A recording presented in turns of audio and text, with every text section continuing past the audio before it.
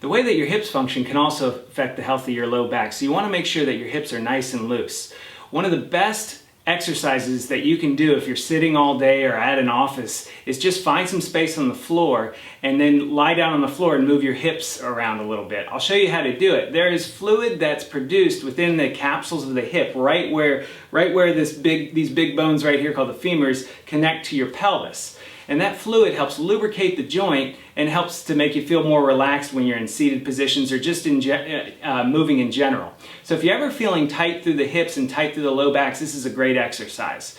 So what I'll do is I'll demonstrate it to you. All you need is be in your socks, have a towel just for your head, place the towel down, and then have some space so that you can stretch your legs out just a little bit.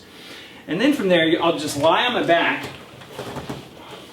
with my head nice and relaxed, and trying to keep my pelvis as still as possible. I'm just going to relax my leg out to the side, not enough to rotate my whole back or rotate my back at all. Just a little bit. I'm going to push it down a little bit, and then I'm going to rotate the leg to the inside.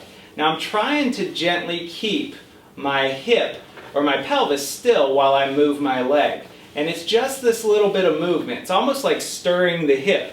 It's real important to keep your foot down on the mat when you do this though, because that lets your hip really relax. And so I just stir it to the outside and stir it to the inside, maybe 3 to 5 times in each direction. And I do that with both legs. The key to doing this is not taking your leg out too far and trying to let the weight of your pelvis keep you still.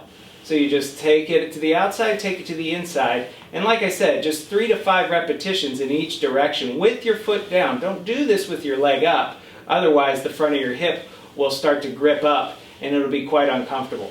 After you're done with that, your hips should feel pretty loose, and that's another great way to take care of your back, because if you're not using your hips correctly, the chances are you're probably going to start to use your back a lot for a lot of the things that your hips were designed for.